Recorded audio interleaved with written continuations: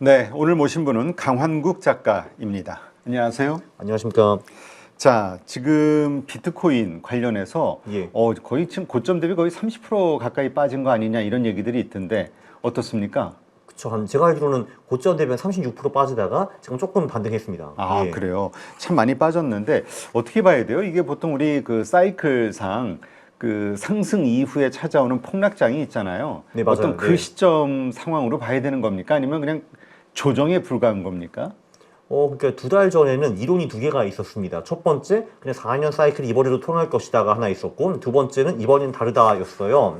이번에 다르다 이론도 꽤 그럴듯했습니다. 한마디로 뭐 이제 기관이 들어오니까 이제 기관장이 돼가지고 4년 사이클은 더 이상 안 먹히고 이제 반감기가 지나면서 이제 공급량도 점점 줄어들기 때문에 반감기가 영향을 많이 감소할 반감기에 영향이 많이 떨어졌을 것이고, 그리고 이제 글로벌 M2 통화량과 코인이 맞물려 간다. 그래서 이번에 완전히 다르고 4년 사이클은 과거 이론이다라고 했는데 지금 대충 보니까 이번엔 다르지 않은 것 같습니다. 그냥 4년 사이클이 되풀이 되는 것처럼 보이고요. 현재까지는. 네, 왜냐면 이제 반감기 18개월 후부터 하락하는 게 일반적이거든요. 이제 그게 원래 일반적인 코인의 흐름이었는데 정확히 24년 4월에 반감기가 오고 18개월 후부터 다시 떨어지고 있고요. 그래서 이제 그 두 이론이 부딪혔는데 지금까지는 4년 사이클 이론이 이긴 것 같습니다. 네. 그렇다면 지금 7개월 최저점을 기록하고 있잖아요. 네. 그러면 계속 더 빠질 것으로 봐야 됩니까? 아니면 이제 반등할 것으로 봐야 될까요?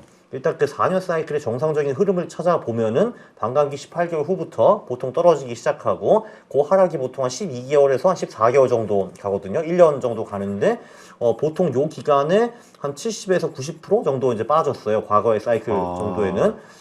그리고 그 빠지는 폭이 별로 줄어들지 않습니다. 이 코인이 사이클을 이제 지나면서 올라가는 폭은 확실히 줄어들었거든요. 근데 내려가는 폭은 대충 비슷했어요. 그래서 만약에 60에서 70% 빠진다라고 하면은 12만 6천이 고점이었기 때문에 한 3.8에서 5만까지 떨어질 수가 있는데, 근데 지금 같은 경우는 조금 다른 게 이제 일단 버블이 없었고요. 요번에 네. 버블이 없었고, 이제 두 번째는 비트코인 한 개 생산하는 비용이 얼마인지 아십니까? 전력을 얼마나 투입해야지 하나가 나온지 혹시 아시나요? 아니요. 얼마 들죠? 그게 7만 불 정도입니다. 그러니까 7만 1,000불이에요. 많이 드네요. 네, 요거 하나 만드는데 7만 1,000불의 전력을 쏟아 부어야 돼요. 물론 그게 이제 국가마다 조금씩 다르겠죠. 전력이 싼 데도 있고 비싼 데도 있고 하는데 그게 대충 평균이라고 보시면은 돼요. 그래서 그 7만 불이 어떻게 보면은 꽤 강력한 지지선이다라고 볼 수가 있습니다. 그리고 이 장이 본격적으로 시작한 게 트럼프 당선되면서 시작했는데 그때도 가격이 대충 7만이었거든요. 그래서 이제 그 7만이 일단 되게 강력한 지지선이고 이제 그게 무너진다고 하면 5만까지 충분히 갈 수도 있죠. 네. 그렇다면 지금 그 과거 사이클 상으로 봤을 때 네. 70%씩 빠졌던 것처럼 이번에도 그렇게 될 수 있다를 전제로 생각을 해야 된다. 네, 그래서 이제 그 유튜브 영상도 제가 이제 오늘 하나 올릴 건데 일단 이제 4년 사이클 또는 이번에 다르다. 그래서 저는 이제 4년 사이클의 이제 확률을 한 65에서 80% 정도로 보고 이번엔 다르다를 20에서 35% 정도로 보고 있다라고 했는데 그거를 제가 GPT한테 주니까 제가 야단을 먹었습니다. 야, 무슨 20에서 35%냐 주냐? 20에서 25%가 맞는 거지. 그러니까 이번에 다를 가능성은 20에서 25% 정도다라고 GPT가 말해주더라고요, 이게. 그래서 저를 오히려 이제 나무라더라고요. 그러니까 그렇다면 80에서 75%는 과거처럼 그런 급락장이 나올 것이다. 그렇죠. 그러면 그래도 그거를 한번 살펴봐야죠. 이제 어떤 이제 조건이 충족이 되면은 이번엔 달라질 수가 있는가? 이게 심플하게 말해서 이제 코인이라는 거는 글로벌 통화량이 늘어나면은 문제가 해결이 됩니다. 한마디로 새 돈이 막 생기고 그러면은 그 중에 일부가 코인으로 흘러 들어와가지고 코인 가격을 받쳐서 이제 올려주거든요. 지금까지도 늘 그렇게 왔어요. 근데 그래서 이런 시나리오가 일단 충족이 돼야 됩니다. 일단 연준이 QT를 종료를 해야 되고요. QT를 종료한다는 거는 더 이상 시장에서 돈을 빼지는 않겠다라는 거고, 이제 그 후에 양적 완화를 하든지 금리 인하를 하든지 뭔가 해가지고 시장에 돈을 좀 더 집어넣어야 되고, 그리고 은행들이 그 돈을 받아가지고 실제로 대출을 하든지 뭐를 하든지 해서 실제로 통화량이 늘어나야 되고, 거기에다가 미국뿐만이 아니라 딴 나라들도 좀 같이 가져야 돼요. 뭐 중국, EU, 일본 이런 나라들. 그렇게 하면 글로벌 M2가 늘어나고, 비트코인 같은 경우는 통상적으로 그 글로벌 M2가 늘어나면은 두세 달 후쯤부터 올라가기 시작하거든요. 네. 그래서 이게 언젠가는 다 이루어질 일이기는 하는데 이제 문제는 이게 언제 되느냐라는 거고 이게 계속 좀 늦어지고 뭐 그러면은 사실 이제 내년 하반기까지 밀려날 수가 있는데 그러면은 그 4년 사이클이 완성이 됩니다. 왜냐하면은 이제 그 25년 10월부터 하락이 시작했는데 예를 들면 뭐 26년 7월 8월부터 이제 글로벌 M2가 눈에 띄게 늘어난다. 그럼 이제 9월 10월 뭐 이렇게 돼야지 비트코인이 오를 거거든요. 네, 그러면은 1년 동안 비실거리다가 올라가는 거기 때문에 4년 사이클이 완성이 될 수가 있는 거죠. 네. 이게 사실 현실적으로 봐도 그러니까 정말 이제 베스트 시나리오라 하더라도 진짜 뭐 내년 초반기부터 막 통화량이 늘어난다 하더라도 거기서 두세 달 후에 코인이 반등할 가능성이 높기 때문에 이제 그 아무리 빨라도 1, 2분기 아마 그거보다는 3, 4분기에 좀 본격적인 반등이 오지 않을까 싶어요. 아, 네. 그래요. 그렇다면 지금 30% 정도 빠진 상황에서 네. 그럼 과거처럼 70%인가 앞으로도 한 30% 전후 더 빠질 수도 있다라는 가능성을 열어야 되는 건가요? 사실 20, 30%보다 더 빠지는 겁니다. 지금 예를 들면 이제 그 85,000불이라고 하면은 이제 반토막 되면 42,000인 거거든요. 예, 그렇죠. 네. 아, 그래서 이제 그러니까 좀 더 빠질 확률은 충분히 있고 그러나 일단 다행인 거는 7만 불의 지지선이 하나 좀 큰 게 있다. 예. 그게 깨지면은 그 이하 4만 불까지도 봐야 된다. 예, 그리고 또 이게 문제가 뭐냐면 가격이 이제 많이 빠지면은 보통 코인에서는 블랙스원이 터집니다. 이게 돈이 많을 때는 이제 코인 쪽이 사실 감사도 좀 덜 받고 이제 규제가 별로 없는 데잖아요. 그래서 이상한 짓을 원래 많이 하는데 이제 돈이 많을 때는 그거를 돈으로 다 커버칠 수가 있거든요. 근데 돈이 이제 없고 빠지고 그러면은 그런 게 한두 개씩 터집니다. 예를 들면은 22년 같은 경우에는 FTX라는 거래소가 파산이 됐고 우리가 잘 아는 그 루나 사건이 있었죠. 그래서 계속 이러면 가격이 빠진다라고 하면은 못 버티는 데서 어딘가 뭔가 터질 가능성이 높은 거죠. 그게 뭔지는 우리가 좀 알 수 없지만 원래 이제 돈이 없으면은 뭐 그렇게 됩니다. 네. 아니 근데 네. 그 스트래티지라든가 예, 예. 이런 기업들이 계속해서 뭐죠?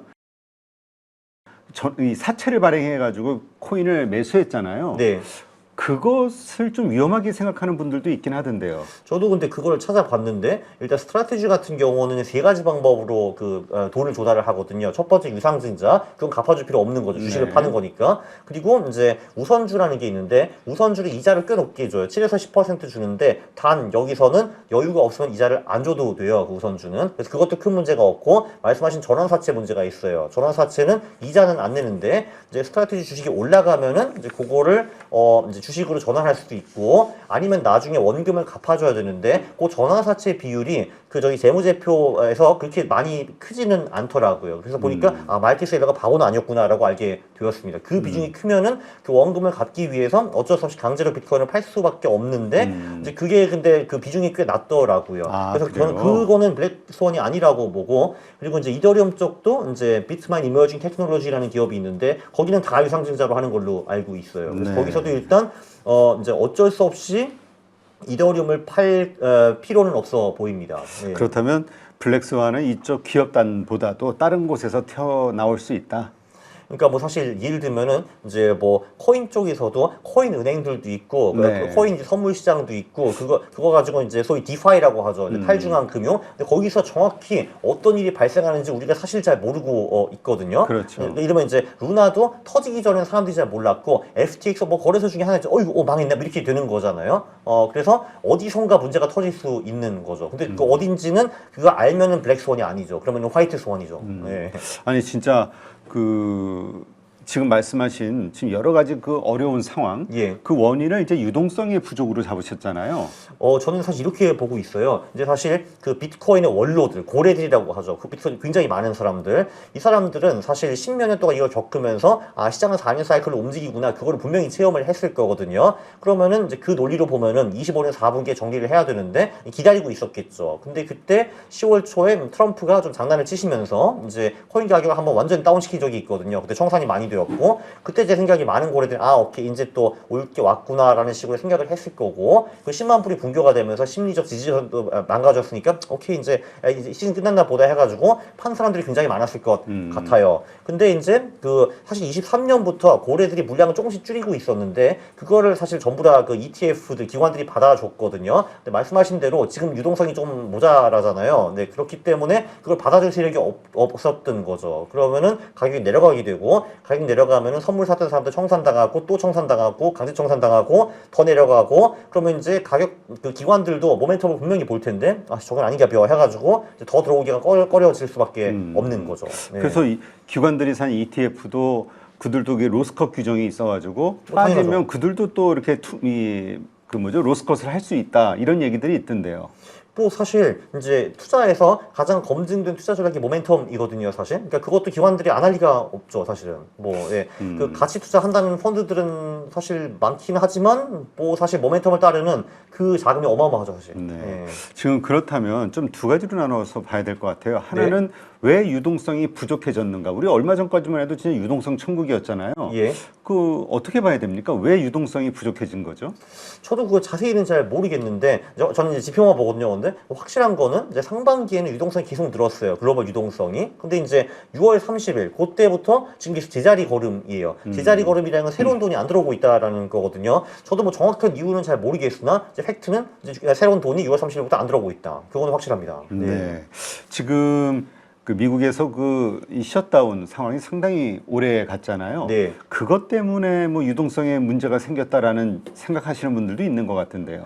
그것도 분명히 하나의 중요한 이슈일 거고 그리고 그 사실 그러니까 미국 정부는 간절하게 유동성을 푸는 걸 원하고 있기는 한데 근데 사실 지금 아직도 인플레이션이 3%이기 때문에 연준 입장에서는 풀기가 좀 어렵고 그런 게 굉장히 큰 것 같습니다. 네. 그렇다면 이게 유동성 긴축을 중단한다, 뭐 금리 인하를 한다.